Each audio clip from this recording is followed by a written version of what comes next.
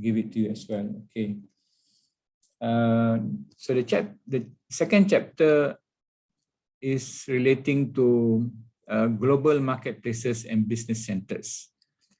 Okay, so as an international business person or manager managing international businesses, we need to understand where the marketplaces are and business centers. Probably you have seen this before, and it's if it is a repetition, probably it's just a revision of what we have actually seen before.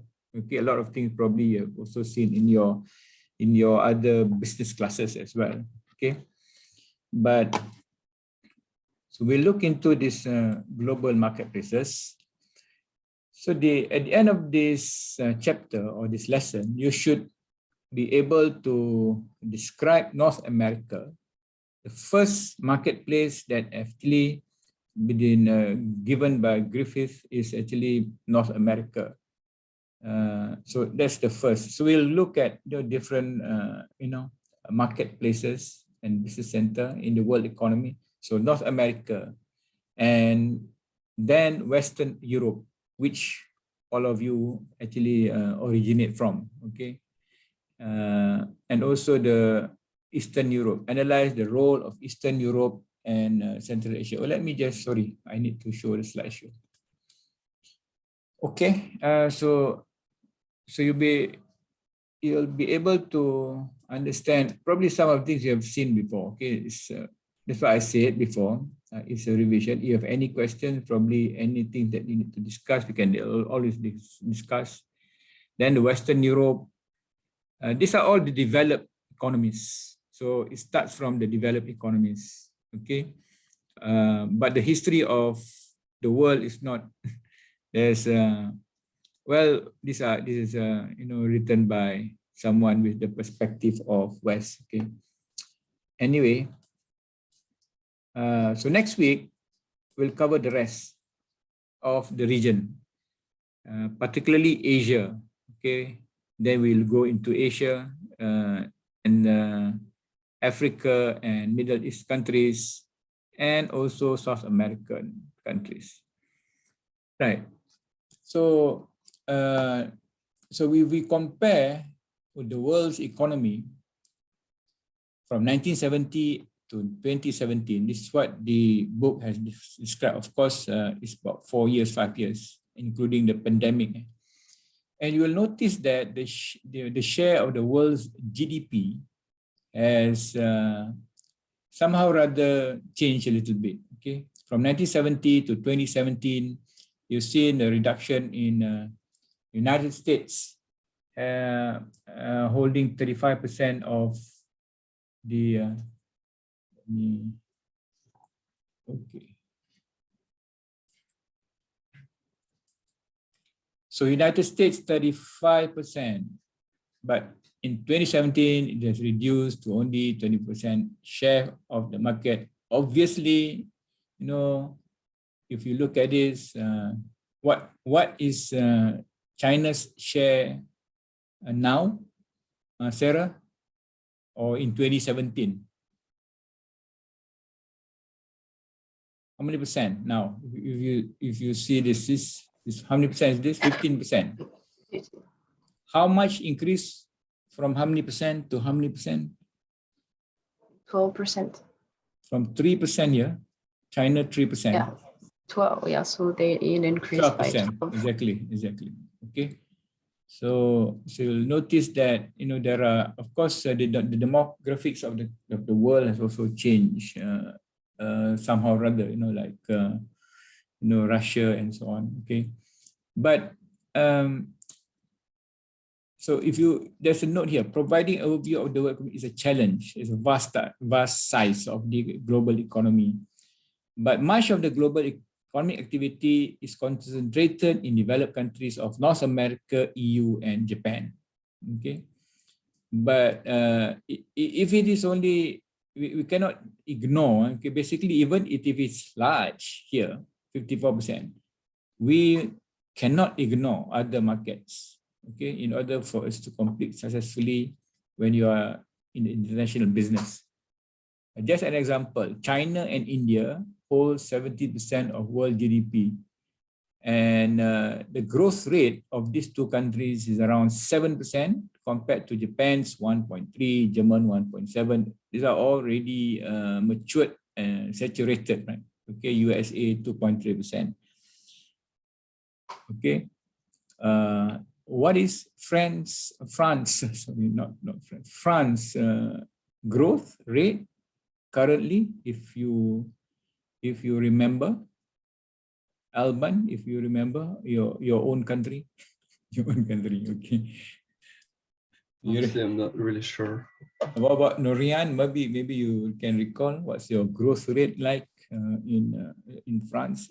Malaysia, we are talking about 3%, 4% this year. It's less than 1%, I think. Yeah, probably is on the low side, because you're already an advanced, advanced nation. So where are the world's market? Just a glimpse of the world. Just I know you understand geography. Do you know where Malaysia is? If I just give you a simple pop quiz, okay, where Malaysia is, Norian? Do you know where Malaysia is? Can you point it out? Where Malaysia is? It's just above Indonesia. Yeah, right. Indonesia. Okay, just above Indonesia. So I studied in the States actually. My first degree was actually in North America in 1983. When I went there in 1979, this is a joke. Okay, this is a joke. Okay, I was from Malaysia, a developing country, third world country, coming to America in Miami, and and an American asked me, "Where do you come from?" I told him, "I come from Malaysia." Okay, I hail from Malaysia.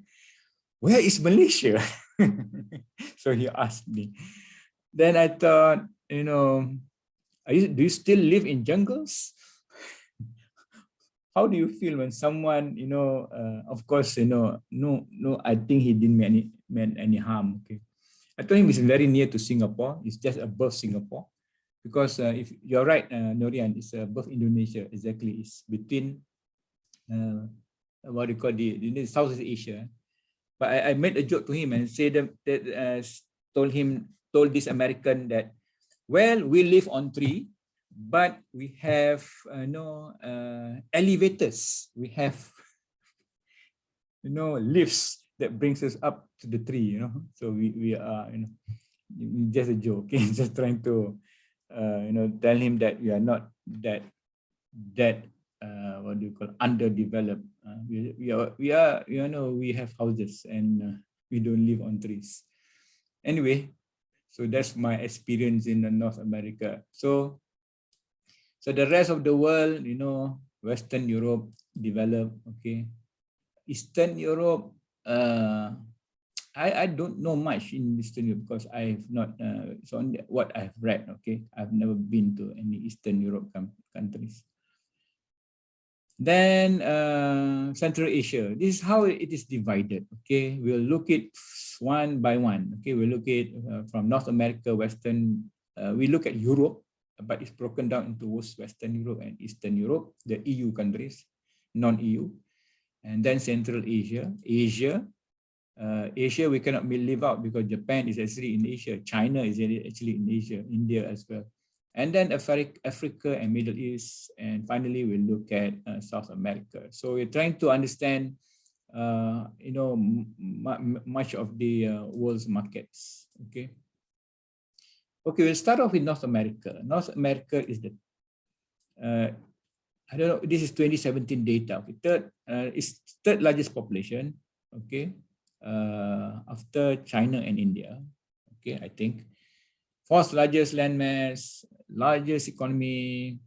It's a big, huge country. Okay, it's a huge country, and also it's actually the largest. 20% of world's $80.7 trillion is GDP. Okay, the GDP towards the world's GDP, 24% in 2017. The per capita income is $59,000. 500. Okay. If you have the book, okay, I would like you to actually read that, and now classifying countries by income levels, which actually explains about all these per capita income or gross national income, because this is the measure, okay, measure of the division between high income countries, low income, middle income, and low income. Malaysia is actually a middle income country, stuck in the middle. Malaysia is a country which is actually stuck in the middle, okay, middle income, because you're not moving up, you're not moving down. We are, you know. So if you look at this, the classification, you notice that, okay, and there are so-called the high-income countries, the middle-income countries. Singapore is actually a developed country, just neighbor, and they actually developed. They actually separated from Malaysia. Do you know that Singapore was actually formerly with Malaysia? No, you don't know that. Eh? You know, Alban, no. So in 1965, they formed their own country, and they are much prosperous than us today. Okay, that is you know, the definition, and you can probably read after this. Okay, but if you look at North America market, that's why they have NAFTA, North American Free Trade Area. But really, the North American market is Canada and US and Mexico. Okay, these three countries especially. So Canada, US, Mexico, and it also covers Central America and the Caribbean. If you look here, the differences into the population, okay, and also the GDP and the per capita, okay, right. So let's see. You can look at how you know, countries are being classified according to the world's definition today. Okay, I'm repeating this. 24% of the world GDP in 2017. It exports 1/10 of the world's goods and services. Okay, and 1/8 of the world imports of goods and services. It's a huge, you know, it's a huge market actually. It's a huge market.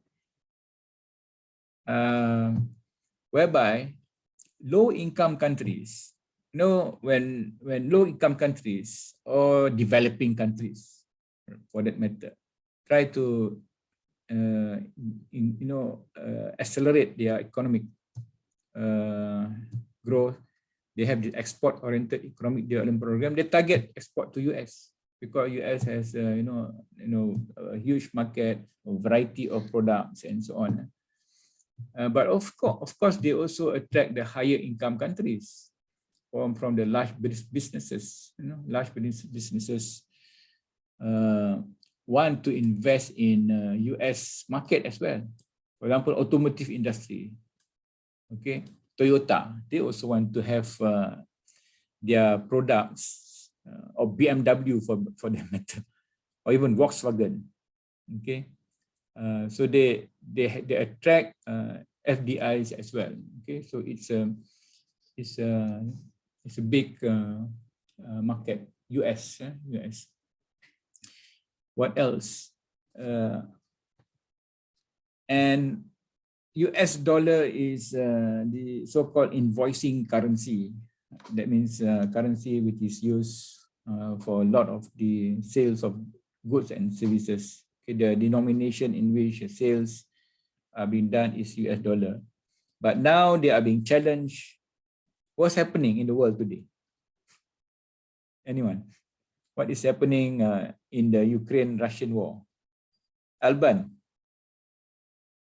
if you have aware or you have ideas, yeah. There are a lot of restrictions and bans and stuff.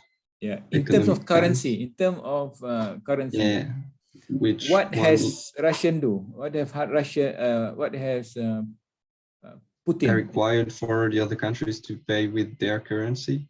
Yes.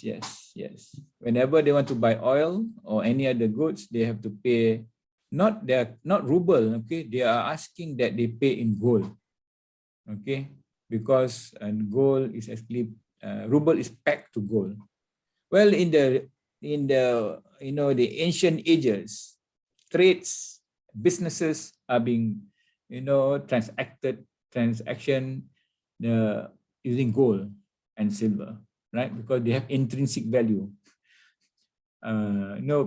Fiat money, fiat money, fiat money, paper money doesn't have value today. Actually, they don't have intrinsic value. Okay. Well, anyway, US actually still dominates in terms of invoicing currency as well as foreign currency reserve. Okay, a lot of US dollar are being kept by many countries in the world to actually support their strengthen US dollar as well as doing a lot of business to the American market. Okay, so it's a huge market. Why it is what do you call successful, or the economic growth is actually continuing? I think US it's very true actually. It's very stable, politically very stable. Have you ever seen governments being toppled in US? Has any president been toppled or every change? France just got the you just completed your election. I don't understand your democratic system. Who's the president now? It's the same again, Macron. Oh, Macron. Okay, Yeah. it's the same again. So Yeah. France has no riots like in Sudan, so it's very stable. Okay, or in Tunisia, topple the government. But of course, the culprit is behind that is this country. Okay, I'm not going to discuss the politics of it, but so they have military strength. They they are the world superpower. So so what happens is when they have political stability, unstable countries actually will park their wealth to America because it's a safe haven, or even countries which provide that foreign savings. Okay, so there's a lot of flight. They call it flight capital. I mean, they have capital being deposited into the country, okay, because of the political stability. There's a lot of foreign investments. They receive a lot of long-term foreign investment until today, okay. And of course, because of a lot of international trade, is increasing more important until today. Okay. Let me see.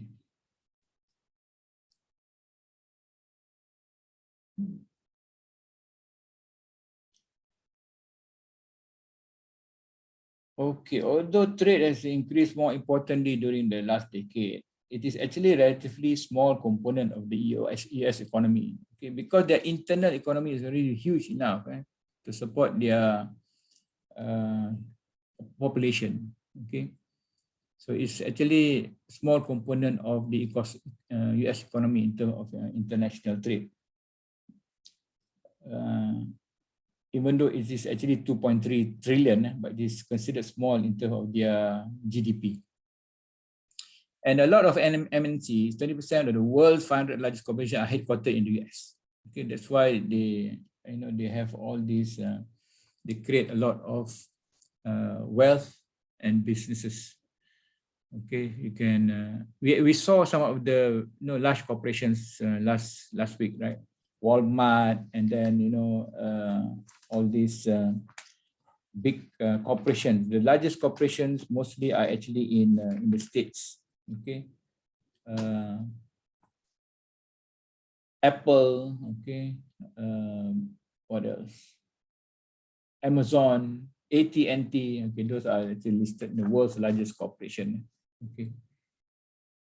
And the headquarters of the world's 500 corporations in 2017 by country. Okay.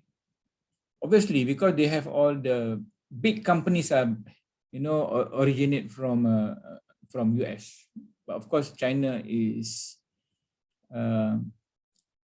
having as well, more companies that is competing with the US soon. Okay, soon.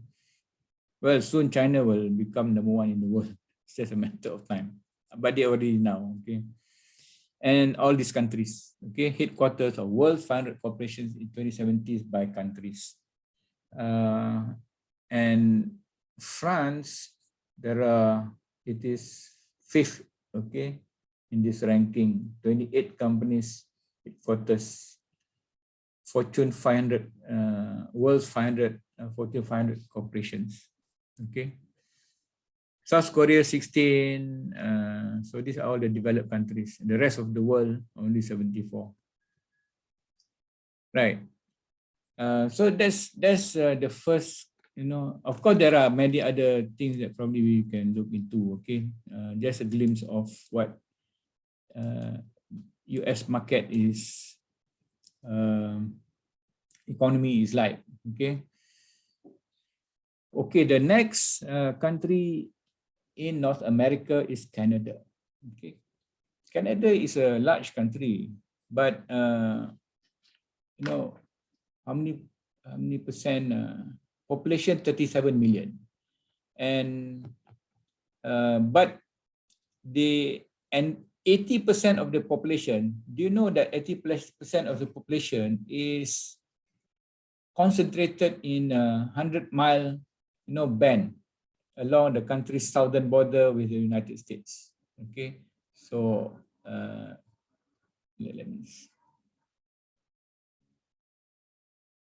Can we go back to the? Okay, so southern, so Quebec, Montreal, Ottawa, Toronto. Okay, the rest of the land are actually empty. Okay, it's a vast country, but empty. Same like US. Okay. And one of you have been to Canada?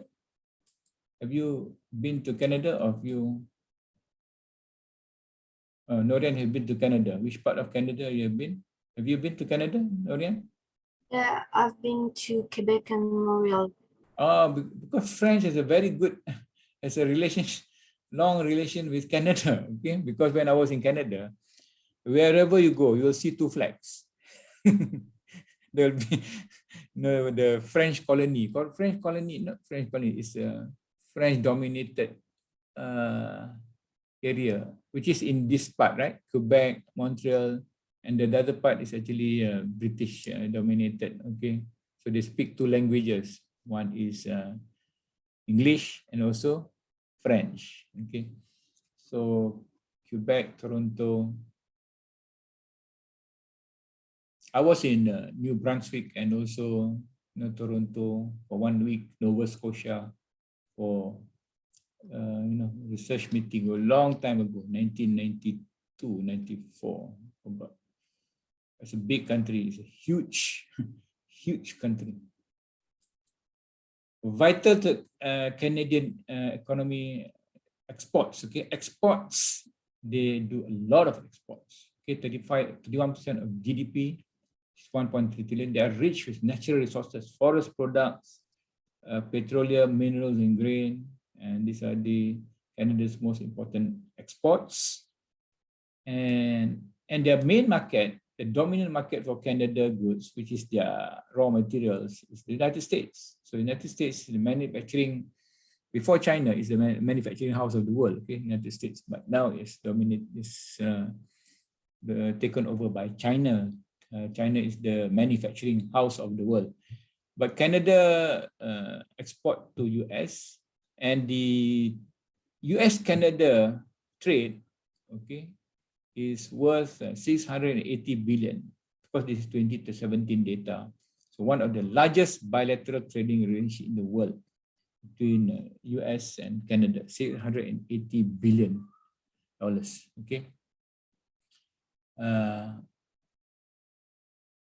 Because of their closeness to the huge US market, there's a lot of foreign investments. Okay. And as well as stability, well, it's a stable political and legal systems, and a good infrastructure and education systems. So if you look at this, that means one of the probably an important factor that companies actually invest is also education system. Correct? Good education system. Why do you think a good education is important for foreign companies to actually invest in a country? Sarah, what do you think they have? Not it's actually not good, it's excellent. Why an excellent education system is a precursor, is a an important factor? Well, I think that good education leads to open-mindedness, and it also leads to, I mean, I don't think that a business can have an international impact if it doesn't have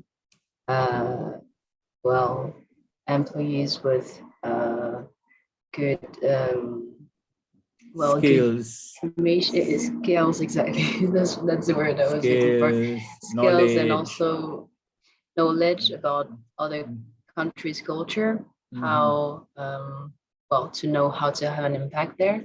And yeah. Okay, so infrastructure is a factor for foreign investment. Education system is also another factor, but the lingering risk. Okay, there's only one. It says one of the threat to Canada's political stability is the conflict between French-speaking Canadians and English-speaking Canadians. That's probably the only what do you call critical risk. Okay. The book mentions about a separatist movement that has existed in Quebec since the 60s. Okay. And English-speaking Canada has been pressured to adopt policies to diffuse separatism. So that's why they have, I don't know, they have bilingual labeling laws. Okay, mentioned that when you do business in Canada, then you have to have French and English on the labels. If not, it's not going to be accepted by the consumers there. Okay, so they have a bilingual labeling laws. Okay, so the currency, the monetary system is different. Okay, if they separate, then probably they need a different system as well. Okay, right. So that's Canada. So I'm just going to just briefly, just not to go to details, okay, because we can actually browse this information is actually available, just to make you aware of some of the important points only. Okay, Mexico speaks what language? The most. Anyone of you speak Spanish? No. So the world's most populous Spanish-speaking nation is Mexico. So that means historically it was Spain has been there. That's why it is same like Malaysia. Malaysia used to be a British colony. Okay, it's a Commonwealth country, so we speak a lot of English in Malaysia. Even the government departments also speak in English during meetings. So the Malay language it's not the commerce language. The commerce language in Malaysia is English. So those who can speak English can survive in Malaysia because of historical reasons. Same like in Mexico. So what happened was actually the reverse to the open market system. So they reversed the economic nationalism policies towards the open market system. So the open market to foreign goods and investors, and also they reduce government's role in the economy. So it's not the business of government to be in business, but it is the business of government in Malaysia to be in business. That's why we have a lot of problem, because the government has a lot of business. You don't understand. Probably you will understand if you come to Malaysia. Okay. So they reduce the government's role and they signed a series of free trade agreements. In 1994, Canada, Mexico, and the United States signed the NAFTA. NAFTA stands for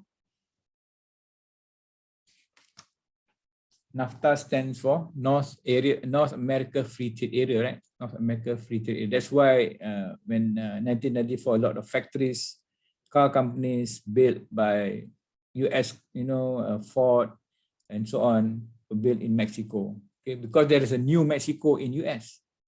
So there is the Mexico bordering with the new Mexico. So the border is very loose. Okay, so that's why they decided to actually they have to build factories in in Mexico. So that reduce the illegal immigrants that actually exists. Okay, 1999 they signed with EU. 2000 they signed with neighboring El Salvador. Basically, when you have trade agreements between even bilateral or between regions, that will actually spur a lot of economic activities, reducing the tariffs, reducing taxes, and allowing the products to actually flow into the country, creating more businesses. 2004, that's very recent, very recent, because Malaysia has started doing business with Japan long time ago. Of course, because of distance, probably. Mexico is a bit far than to Japan. Malaysia is very near. Okay, so 2004 is a bit, very recent. Very recent. It's only like 16 years, 15 years. Right. So Mexico, there is. Mexico has changed. Basically, they have changed because of this. Changing from nationalism policies. Okay. Right. Any questions or anything that you want to actually add? North America. Okay. So America has also North America has also other countries as well. Okay. Many other countries, and so we have the Central America and the Caribbean marketplaces. So this Central America and the Caribbean, okay, it's actually divided into two. That's why it is the Central America and the island states of the Caribbean. Okay. So besides US, Canada, and America, so these are the other countries that actually exist. Population total 93 million, but the GDP is only 734 billion, half of Canada. Okay, not much from these countries. But several island states have achieved high income status because of their vibrant offshore financing. Okay, safe havens. The Cayman Islands and the Bahamas are safe havens. That's why I mentioned this now. I mentioned capital flight. That's where all the rich and famous actually keep their money. Okay. Do you know the MDB case? All of you probably know. It's a world case, right? You should do the case study. Do you know the 1MDB? Have you heard of the 1MDB crisis? The Malaysian 1MDB? No, you don't know. You should read about it. It's going to be in the business books probably 4 years, 4 more years, 5 more years. It's the biggest scandal that the Malaysian Prime Minister have involved. high level malpractice. Even is being it's in the courts in US. Okay, it's involving Goldman Sachs. It involves you can Google it, 1MDB. Okay, it's well, you can check it out. Okay, and the money is actually parked in Cayman Islands and Bahamas. Jolo, one of the but I record this. He want to sue me, so it's okay. You can read a book, 1MDB. Right. So Costa Rica and Panama is classified as upper middle income. So the few others are actually high income, but of course there are also the low income countries in the Caribbean. Okay, same like in other places. Okay, so I actually snapshot this again so that I want to so that you can see, our geography is right or not. Okay, this is Panama. Can you see Panama here? Panama, Costa Rica, Panama, El Salvador, and this is the Central America. And then this is the Caribbean islands. So that's why the Bahamas is here. This is Bahamas, Nassau. It's very close to Miami, actually, very close to Cuba. And, Dominican Republic, and Puerto Rico, Antigua. So I don't know much. Trinidad Tobago, the fastest runner in the world. From Trinidad Tobago many years ago. So Bahamas is very rich, richer than Malaysia, okay, because of their what do you call offshore financing facilities, okay. So this is Panama. Do you know Panama Canal? Do you know Panama Canal? Connecting what do you call the other Pacific to European countries. Have you heard of Panama? You know, right? Panama Canal. You must know. Yeah. Okay, so Panama Canal, according to the what do you call report? Okay, 13,000 vessels fly through a year. That means 13,000 vessels cross Panama Canal, and of course they get income from that. Okay, so the Panama Canal is actually the younger of the two canals, the canals of the world. Okay, Suez Canal, which is actually in Egypt. Okay, so it has 13,000 vessels a year. You can read this in the canals of commerce, okay, in the book. So it built it and yielding $2.2 billion in tolls. That means I don't know who gets the money, probably the Panama government. Okay, the Panama Canal accounts for 5% of global commercial trade. 5% of global commercial trade fly through Panama Canal. Okay. Okay, so actually connecting the Pacific, the Atlantic and the Pacific. And okay, it's actually France. I mean, it's built by France. Okay. France under the issue of, let's say, raised millions of dollars to do this. However, the French effort was frustrated by mudslides, malaria, yellow fever, killing 22,000 workers. It was abandoned in 1893. After burning through 287 million, a second French company was formed, but sold its rights and equipment to a US company in 1903. Well, these are politics, okay? So the completed in 1914, actually, 1914. It's one of the great engineering feats of the world. Okay, it's a marvel. One of the engineering marvel. But anyway, from business perspective,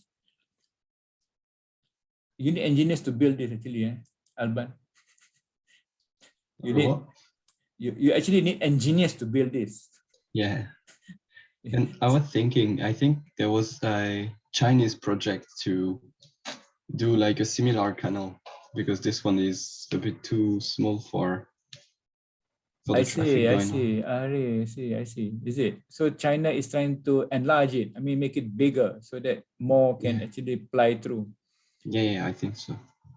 In fact, in Asia, if you know, between the Indian part and the China part, I mean Malaysia, there is a plan for ages, for 40, 50 years to cut across Thailand and bypass Malaysia and Singapore to go to China, which is the Segenting Kra, we call it Kra Canal, okay? But it's not been materialized. So that's the only place which is disconnected, that many, of course there's this political, Singapore wouldn't want bypass Singapore because Singapore is a big airport, big port, big port. Of course, Malaysia also, I mean, will lose out when there is a canal cutting through from, let me India, Europe going to China is going to be very, very fast, okay? So there's only two big canals, one is Suez Canal and one is the Panama Canal. Okay. So it says that the standard class of ships are labeled as Panamax, the maximum size vessel that can transit the canal. So it's called Panamax. Panamax ships can hold 5,000 standard 20-footer containers. Okay, 5,000 20-footer, 20-foot containers. Okay, so anyway, you can read this, and so they have the new Panamax that carry 13,000 20-footer containers, right? Okay, so that is the contribution. I mean, they also contribute to the world's economy as well by providing the access. And there are also, in the future, there'll be a faster route going from the Arctic, okay, going through the top of the world, from Europe going to Japan by Arctic is probably nearer than going through, the Atlantic, okay, the Pacific, right? This one I actually copied this. Okay, sorry.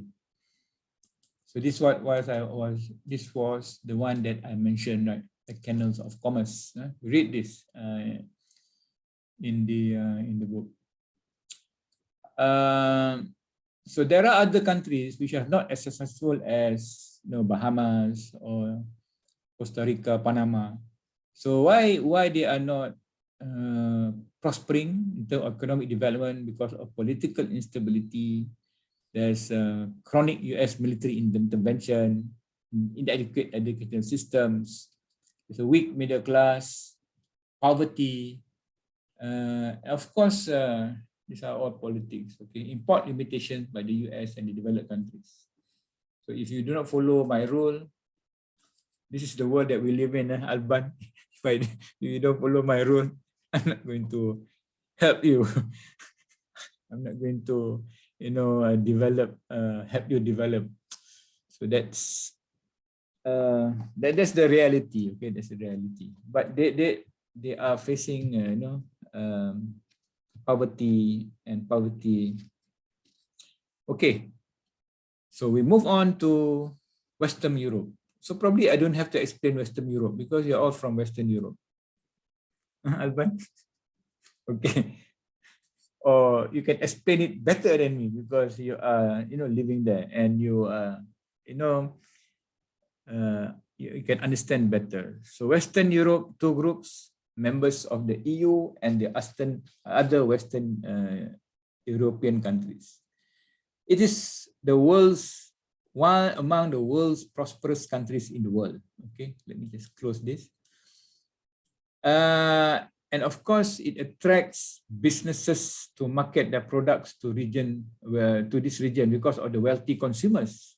Like France or even UK, Germany. Okay, so these are the EU members using the euro. France, Spain, Portugal, Germany. Okay, Swiss doesn't use. Switzerland use Swiss franc, is it? Countries, no euro in Switzerland. No euro, so they use their Swiss franc. They call it franc, right? The money. I think so, yeah. So if you see the blue, the purple is EU members. EU members using own national currencies, okay, Switzerland, Bosnia, Herzegovina, Serbia, the former Yugoslavia, okay, the former Yugoslavia, the 1990s Bosnian War, Albania, okay, Albania, Norway, and countries not members of the EU as well, and cities, okay, these are the, right, in 2016 referendum to exit, okay, this is the Brexit, so they are now out of EU, Britain, or are they still in EU? Half of their body is in EU. Alban? No, they're not in EU anymore.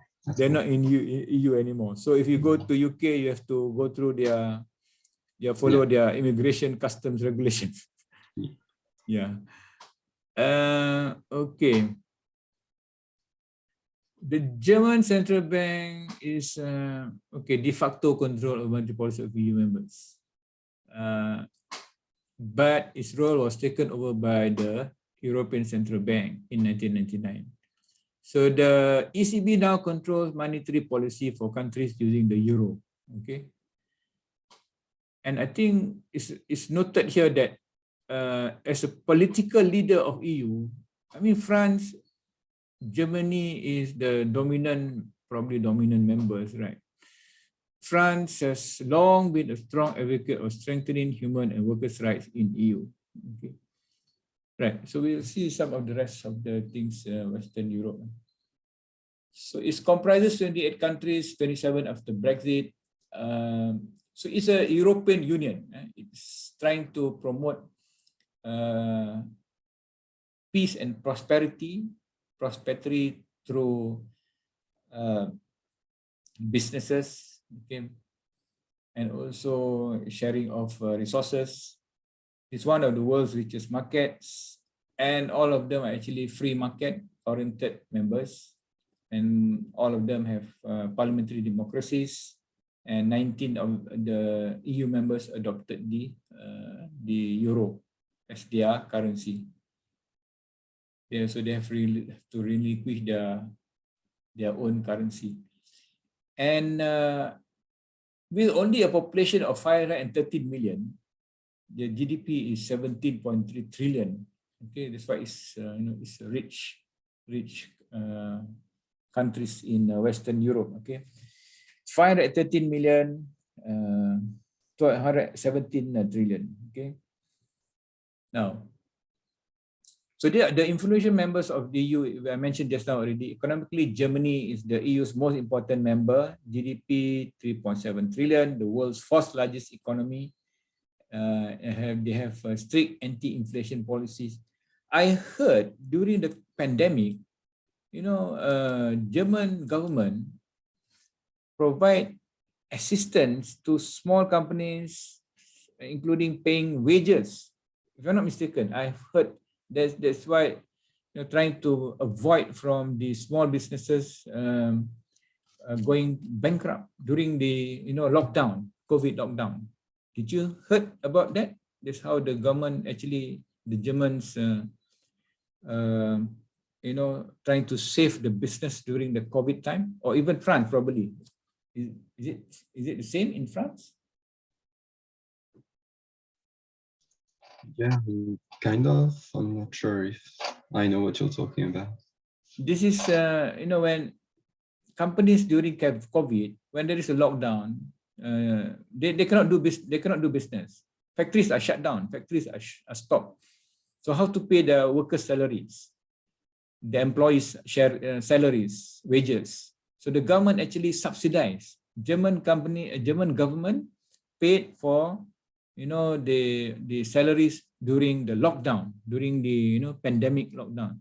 Same in Malaysia. Malaysia, the government subsidized a little, okay, not much, but some.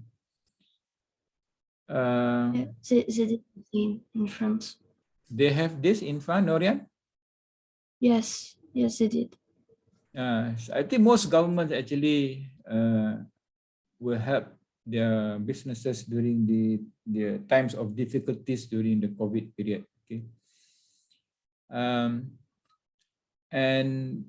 another influential member, which I mentioned just now, France. France exerts strong leadership within EU. French protectionist tendencies.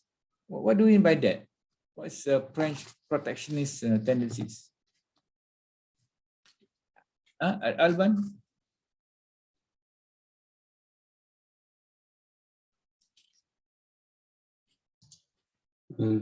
Don't know. I'm not sure. You're not sure? Yeah, no.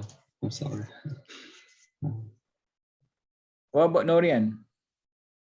What do you mean by French protectionist tendencies? It's not totally protectionist, but tendency. I'm not sure, but isn't it when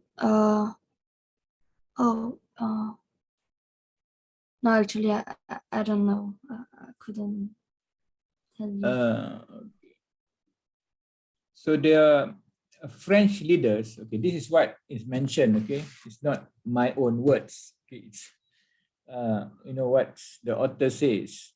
French leaders have drawn criticism, have been criticized for promoting an agenda of economic nationalism, whereby defending French cooperation from takeover efforts by other European firms, which is against the founding principles of EU. That means French corporations, the government protect by not allowing any merger or takeover by even EU countries, as you know, in countries in EU, and also protecting the large subsidies paid to French farmers under the EU's common agriculture policy. So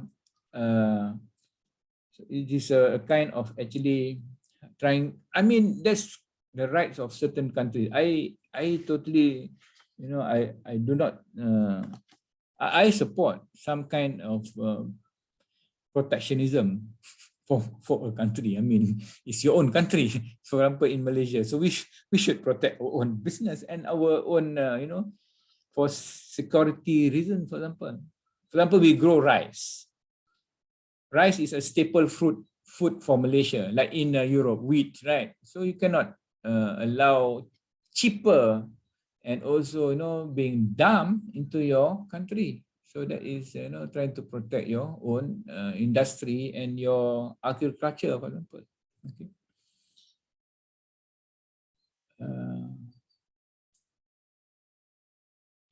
Okay, then of course, because of this protectionism tendencies, the UK has challenged their French proposition, but British have exit EU, right? The Brexit. Okay, so that is the, you know, the EU countries. So this is small and medium-sized family-owned firms, known as Mittelstand. Okay. Which is a critical element in Europe's and not in Germany's exporting. I admire Germans actually engineering technology. Okay, they are probably one of the best. Okay, they make good machine tools, excellent machine tools. Okay, Japan and German. Okay, and partly because of their good education system. Okay, good education system is actually allow that to happen. And make the country produce exporting success. They also, Mittelstand firm rely on skilled German craftsmen to produce high quality, well-engineered products that dominate many product niches. Okay, that's why they can produce the best cars in the world. Okay, BMWs and so on.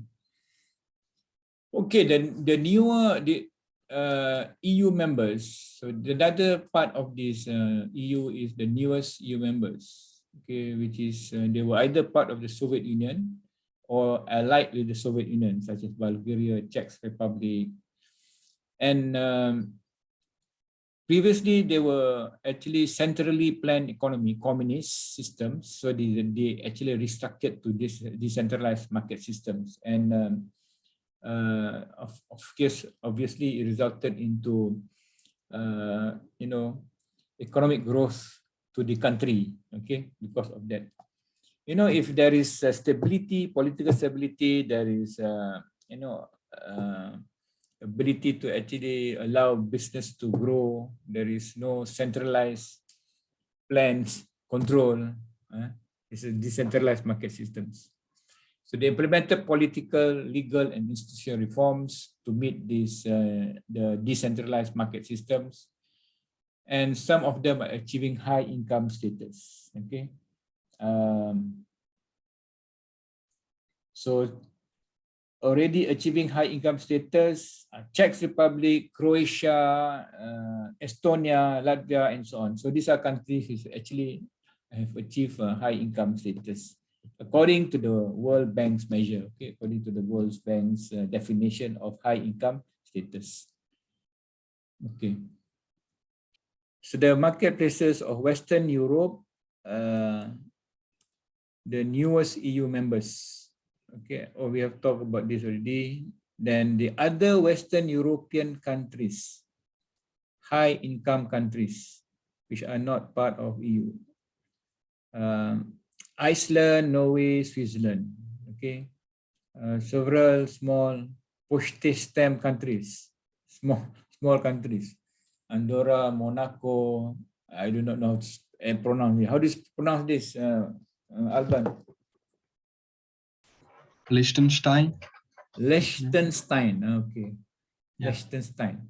But they account for 2% of the world GDP, which is, quite bigger than Malaysia. Okay, because they are high income countries. Okay, and the other countries contributing to the global economy, the Balkan countries of Albania, Bosnia Herzegovina, Kosovo, the former Yugoslavia, Montenegro, and Serbia. The post-Cold War economic progress was slowed by chaos and conflicts, as we have seen in the 1990s. Okay, so they are middle income countries, but they surely they're contributing to the to the global economy, and also if you want to do business, you need to actually understand these countries. And the economies of Serbia and Bosnia was devastated by the brutal wars over control of Bosnia in the early 1990s and over Kosovo in the late 1990s. So these conflicts, so what happened is that this discouraged Malaysian multinational corporation from investing during these troubled times. So who wants to invest in Ukraine today because of the war? Okay. Right, so we've seen all these, most of the countries in the Western Europe, some are in the EU, some are not in the EU. Okay, and then next is the Eastern Europe and Central Asia, the newer, newly developing countries from former Soviet, United Soviet Socialist Republic, USSR, okay. If you are born in after 1991, okay, after 1991, were you born after 1991, all of you?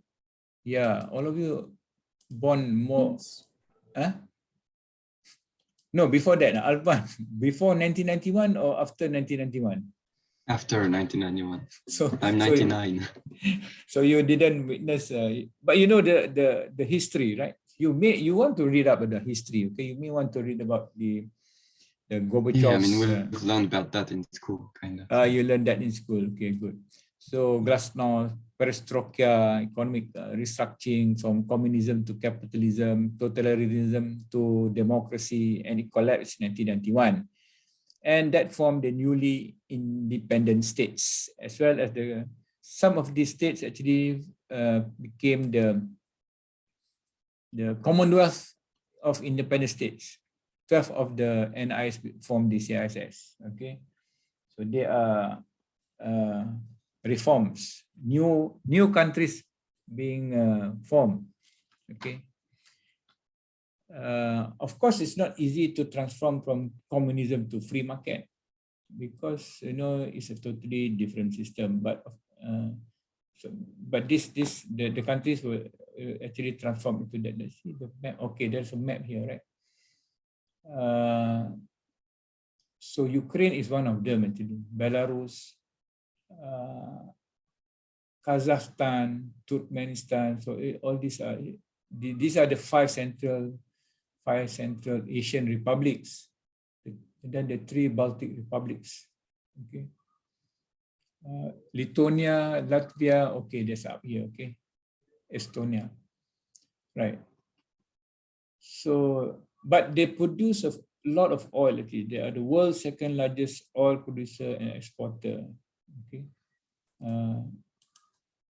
that is why the US, or not US only. I mean, people are fighting for oil since oil was found. Okay, until today, there will always be war when two parties do not agree on the terms of the business, okay, or the extraction policies. So the collapse of oil, but this is already old, okay, in 2010 slowed the GDP growth. Right? So this is the Eastern Europe and Central Asia. And the 5 Central, I know this much more because they are all Muslim countries. The one that I know very little about, Ukraine, but the 5 Central Asian republics, the Kazakhstan, all the Tan. You notice or not? All these are the Tan. Okay, Kazakhstan, Uzbekistan, Tajikistan, Turkmenistan, including Pakistan. Okay, no, Pakistan is not is that here, right? Well, what are the common characteristics? They are very, very rich countries actually, very rich, and they are, of course, they are they're contributing to the world economy, and maybe countries will also want to invest in this in these countries. Okay. Okay. Turkey is not mentioned anywhere. Why is Turkey not mentioned? Where is Turkey? Turkey, is it in Europe or not in Europe? Or is it in Asia? Probably it's mentioned in Asia. But Turkey is not in Asia. Is Turkey in Asia? It's cut in the middle, kind of. Okay, so the book has not actually elaborated on Turkey. Turkey is actually, because when I see this word here, Turkey, then I remember Turkey. Turkey. Why is not Turkey being mentioned as one of countries which actually having a lot of very spending economically, developing very rapid. Turkey has rapidly, but these are the 5 Central Asian republics. Russian influence, but they are dominantly Muslim. Islam is their main religion. Language is Turkic and Persian roots, scarce arable land. They have a lot of oil actually, fossil fuel reserves. But the per capita income is still very, very low. Okay, still low. But I think Kazakhstan is probably what do you call, quite prosperous. Okay, quite prosperous. Right. So because of the collapse, so you will see it resulted into all these newer countries. Okay, new countries, new states and countries formed. Okay. Any questions? So the collapse of communism created a lost decade for Russia, but Russia now is moving very, has transformed a lot as well. They are economically moving. They're doing. They're developing very fast. Also, economic growth in Russia. Okay. So because of religious and linguistic ties, that's why Turkish companies are aggressively investing in these Central Asian countries. So a lot of investment from Turkey in these countries. Okay. and obviously resulting into what you call growth and also higher income for the per capita income for these countries. Okay, any questions? So, okay, the next one is Asia. Okay, Asia, I want to reserve, not reserve. I want to do a little bit of change. If you know, if you don't mind, I will describe afterwards. But before that, let me just can you see the slide? Can you see the screen?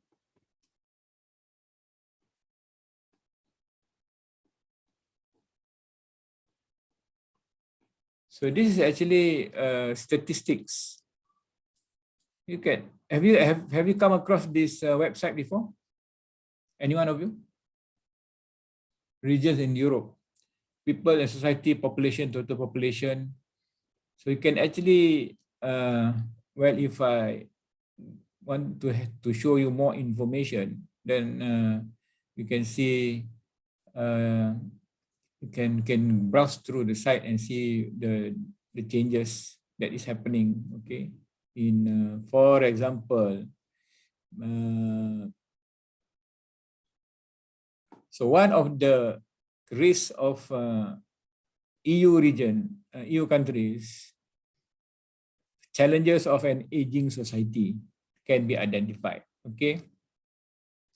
So, but it is there is a disclaimer. Care should be taken when interpreting this information, since a high median age may reflect not greater life expectancy, but also migratory patterns.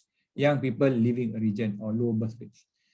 So this is the median age of population 2020 from different countries. Okay. So France.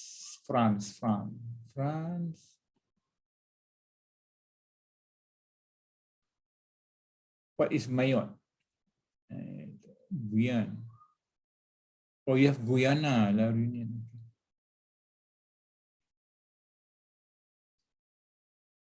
Or different regions. Are these regions in France? Different regions? Yes, yes. Lorraine is a region, okay. Yeah. So different region. This is the youngest. Why is it 17 years? Mayotte. You can understand this? You probably can understand. I cannot understand. Maybe low population there at first, so it can oh, vary. no population. Yeah. Okay, no population.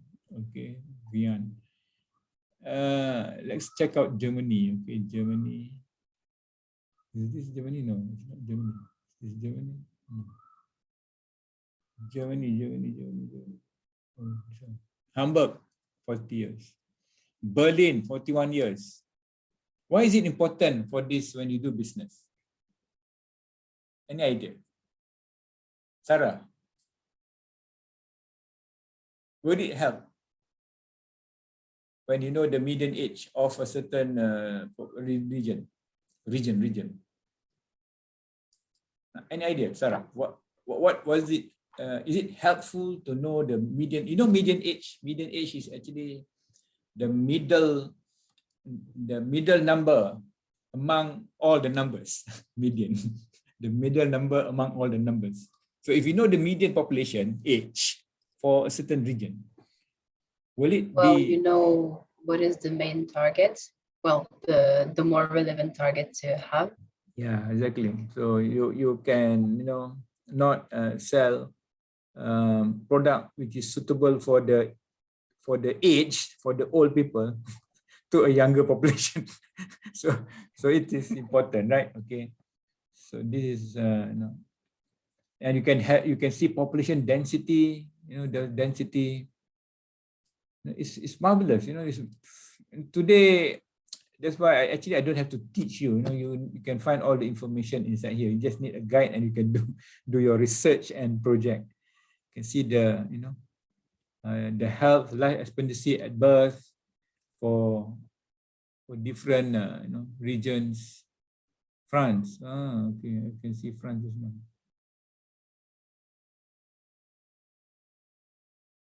Toscan.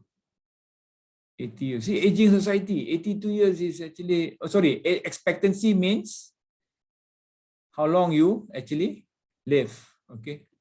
Life expectancy at birth. Weekly deaths. So I find it very interesting just now, just to share with you. Probably you have not come across, you can, education, entertainment. So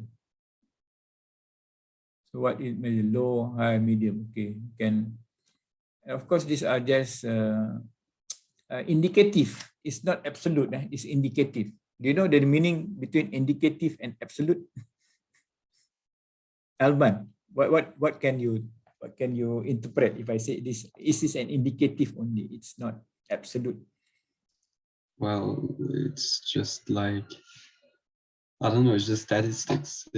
Yeah, it's statistics, apply. and they are bound to errors, they are bound to have errors of, Yeah. like how many percent confidence interval we're talking about. It's not absolute. No, you don't. It's a good indicator for us to make, for us to refer as a study. So internet, daily users of internet, there is information as well as this. So if you see here, 90 to 99 in high, okay. Or Europe, Britain is removed. Then there's no data for Britain. Where is France? France is here, right? Champagne, 65%. Daily internet users, 65%. I saw just now about making use of internet. 65% of people have bought things through the internet. This is R&D, R&D personnel of sector, tourism, developments, sport, air transport. Okay, so this is statistic. There's many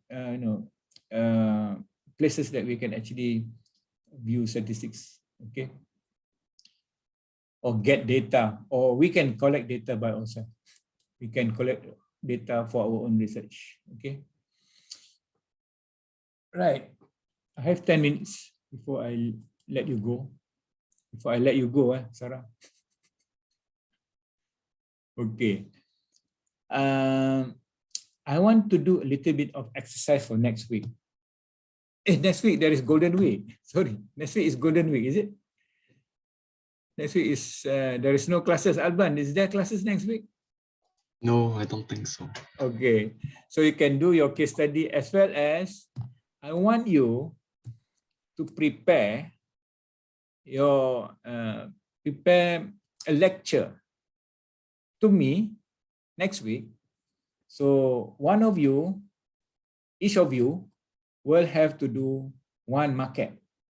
For example, there is 3 more markets left. Sarah, there's 3 more markets left. Asia, South America, as well as this Africa and Middle East. Okay. So I want you to select which one you are going to do. You can get the notes from the book or use the PowerPoints that I've given as a basis and explain to the rest of the class, and including the lecturer here. I'm the student next week. So I want you to present about the marketplaces of these 3 places.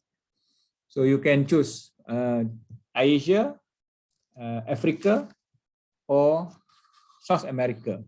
Just 10 minutes, 15 minutes, presentation. But if you want to present half an hour also, I will listen to you. You can do your own research. You can do your own, you can not use the text as well. You can do your own, and I will ask questions and we'll have a discussion. Okay, who wants Asia? Raise your hand. Or is just, Norian, are you there? Are you still around? Yeah, I'm Yeah, there. okay. Okay, so who's who? Can I talk about Africa and Middle East? Okay, Sarah, you're Middle East and okay, that fits you probably because you are you're inclined towards that zone. Okay, Alban. I can speak of South America, if that's fine. South America. Asia is perfect for me. Then Asia fits you, Norian. Oh, that's wonderful. Yeah. So it fits, So I want you to, just you can prepare as long as you want, no problem. I will ask questions and or some other people will ask questions. So we'll have Sarah talking about Middle East and African and Middle East, and Alban will talk about South America, and Norian will talk about Asia. That's wonderful. Okay. So take your time and do the research. Any question, you can just post in the our line group. Anything that you would like to, if anything that bothers you, any questions, you can just send message. Okay, is that clear? Okay, right. So I will also prepare my own slides. We will just you can compare notes as we go next week. Next 2 weeks. Okay, right. So anywhere to go during the Golden Week? No, do the homework. How's the weather in Korea? Is it nice weather now? Currently, it's more rainy. Raining. Kind of cold, but it really depends on the day. Honestly, it's very But different from one day to another. Very different. all of you actually in contact with each other in Seoul? Are you in Seoul? Yes. We saw each other yesterday, so yes. Oh, so you're in contact. Okay, right. Good.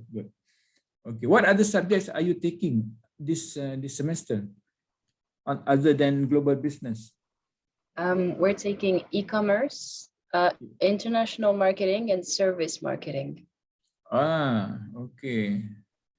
So probably a bit of overlapping as well between all these subjects, right? A little bit of. Oh, sometimes, yeah. Yeah.